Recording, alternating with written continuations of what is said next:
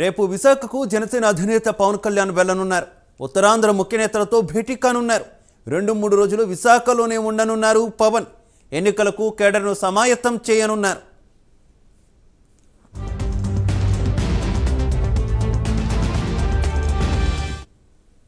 Right, Pawan పర్యటనకు సంబంధించి మరింత సమాచారం మా కరెస్పాండెంట్ సాంబశివరావు లైవ్ ద్వారా అందిస్తారు.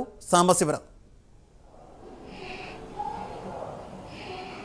శివ, జనసేన అధ్యక్షుడు పవన్ కళ్యాణ్ రేపు మధ్యాహ్నానికల్లా కూడా వైజాగ్ విమానాశ్రయానికి చేరుకుని ఉంటారు. ఆయన హైదరాబాద్ నుంచి ప్రత్యేక విమానంలో వైజాగ్ చేరుకుంటారని తెలుస్తోంది. దీనికి సంబంధించి ఇప్పటికీ కూడా అక్కడ ఉన్నటువంటి వైజాగ్కి సంబంధించినటువంటి జనసేన నేతలు కానివ్వండి, కార్యకర్తలు ఇప్పటికీ అక్కడ అన్ని ఏర్పాట్లు కూడా చేసినటువంటి పరిస్థితి అయితే ఉందని కూడా తెలుస్తోంది. ముఖ్యంగా మనం చూసినట్లయితే జనసేనాని చేస్తున్నటువంటి ఎన్నికలకు సంబంధించి అన్ని నియోజకవర్గాల్లో కూడా ప్రయాణం చేయాలి, అన్ని నియోజకవర్గాల్లో ప్రజలకి అక్కడ ఉన్నటువంటి సమస్యలపైన పోరాటం ఏ విధంగా చేయాలని ఇవన్నింటినీ కూడా ఆయన జనంలోకి తీసుకెళ్లాలనే అంశాలపైన ఆయన ప్రయత్నం చేస్తున్నప్పటికీ కూడా అటు ప్రభుత్వం నుంచి గత కొద్ది రోజుల క్రితం అయితే హెలికాప్టర్కి పర్మిషన్ ఇవ్వకపోవడంతో ఆయన పర్యటించాల్సినటువంటి పర్యటన కాస్త వాయిదా వేయడం జరిగింది. కానీ ఆయన నిన్న రాత్రి హైదరాబాద్ వెళ్ళిపోవడం అనుకోకుండానే మరి ఈరోజు ఇప్పటికిప్పుడు షెడ్యూల్ అయితే రిలీజ్ చేయడం జరిగింది. రేపు మధ్యాహ్నానికి అయితే ఆయన వైజాగ్ అయితే వస్తూ ఉన్నారు. వైజాగ్ నుంచి డైరెక్ట్గా అక్కడ వైజాగ్లో ఉన్నటువంటి ముఖ్య నేతలతో ఆయన భేటీ అవుతారు. తదనంతరం 2-3 రోజులు కూడా అక్కడే ఉండే అవకాశం కూడా ఉందంటూ కూడా జనసేన నేతలు చెప్తున్నటువంటి పరిస్థితి. దానికి సంబంధించి ముఖ్యంగా అక్కడ ఉన్నటువంటి అంటే ఉత్తరాంధ్రలో సంబంధించి ఇప్పటికే చాలా ప్రాబ్లమ్స్ చాలా ఉన్నాయి. ఆ ప్రాబ్లమ్స్ అన్నిటికీ కూడా సొల్యూషన్స్ అనేవి లభించట్లేదు. ముఖ్యంగా మనం చూసినట్లయితే గతంలో ఉద్దాన సమస్యను అయితే పవన్ కళ్యాణ్ బయటకు తీసుకురావడం జరిగింది. అలాంటి సమస్యలు ఇంకా చాలా ఉత్తరాంధ్రలో ఉన్నాయి కాబట్టి వాటన్నిటిపైన కూడా సుదీర్ఘంగా చర్చలు జరిపి ఉత్తరాంధ్రలో వైసీపీకి బలాన్ని తగ్గించే విధంగా, జనసేన బలాన్ని పెంచే విధంగా ఆయన పావులు కదపాలని ఇప్పటికే వైజాగ్ కేంద్రంగా అనేక మందిని ముఖ్య నేతలను కూడా పార్టీలో చేర్చుకోవడం జరిగింది. వారందరికీ కూడా సముచిత స్థానాన్ని కూడా కల్పించడం జరిగింది.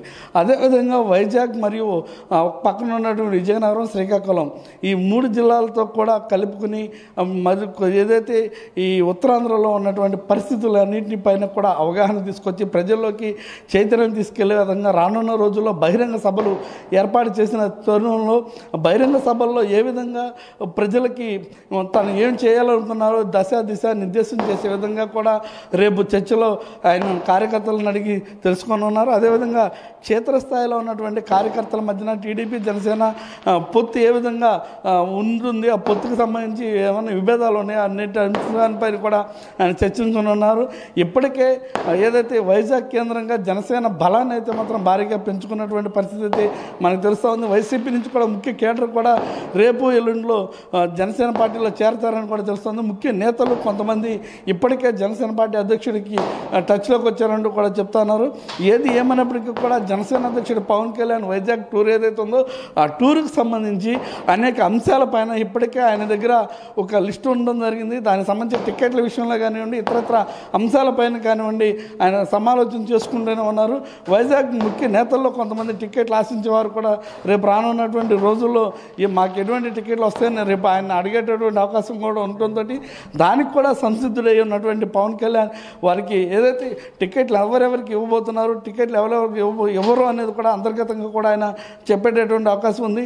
టికెట్లు ఇచ్చేవారి పరిస్థితి ఏ విధంగా ఉండబోతుందని కూడా ఆయన అంతర్గతంగా అంటే ప్రత్యేకంగా పవన్ కళ్యాణ్ కూడా ఈ మధ్యకాలంలో చాలా వరకు కూడా తన కేడర్ని ఏ విధంగా నడుస్తుంది, కేడర్ చేసే పనులు ఏ విధంగా ఉన్నాయంటూ కూడా ఆయన సపరేట్గా ఫీడ్ తెప్పించుకోవడం కూడా జరుగుతుందని కూడా తెలుస్తుంది. దానికి సంబంధించి ఒక సర్వే లాగా కూడా ఆయన ప్రత్యేకంగా అంటే పవన్ కళ్యాణ్ కేడర్ కూడా తెలవకుండా కొన్ని విషయాలను కూడా ఆయన తెప్పించుకున్నట్టుగా తెలుస్తుంది. దానికి సంబంధించి ముఖ్య సమాచారాన్ని అంతా కూడా ఆయన సేకరించినట్టుగా కూడా తెలుస్తుంది.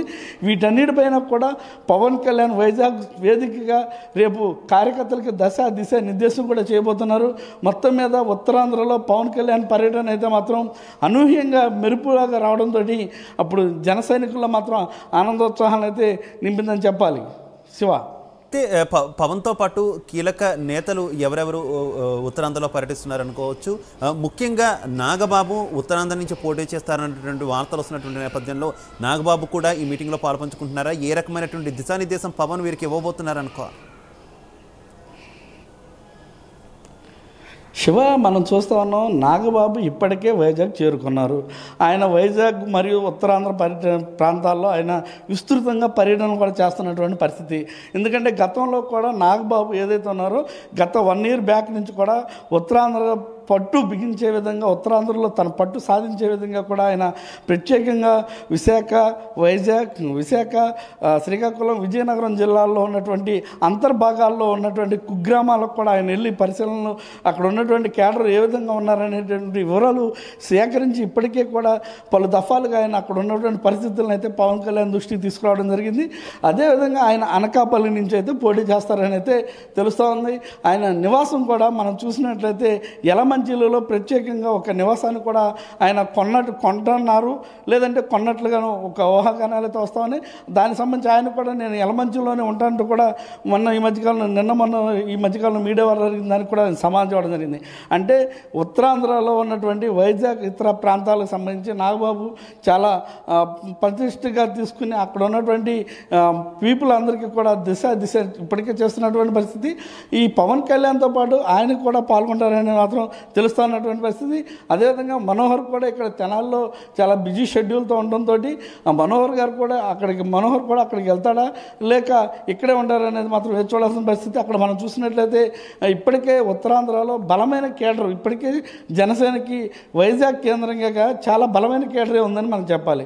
ఆ కేడర్కి సంబంధించి ఆ కేడర్ అంతా కూడా పవన్ కళ్యాణ్ వెంటే ఉంటారు కాబట్టి అక్కడ ఉన్నటువంటి సమస్యల్ని తీర్చడం కూడా పవన్ కళ్యాణ్కి ఈజీగా ఉంటుంది. కాబట్టి అక్కడ ఉన్నటువంటి ఏదైతే కొంతమంది పెత్తందారి వ్యవస్థ వైజాగ్లో భూముల్ని ఆక్రమించారు అనే అంశాలపైన ఆయన ప్రత్యేకంగా దృష్టి సారించేటువంటి అవకాశం ఉంది కాబట్టి దానికి సంబంధించి ఇప్పటికే కొన్ని ఆయన దగ్గరికి నివేదికలు ఉన్నాయి కాబట్టి వాటన్నిటిని కూడా బయట పెడతారేమోననే ఆలోచన కూడా ఇక్కడ ప్రజల్లో అయితే ఉన్నటువంటి పరిస్థితి.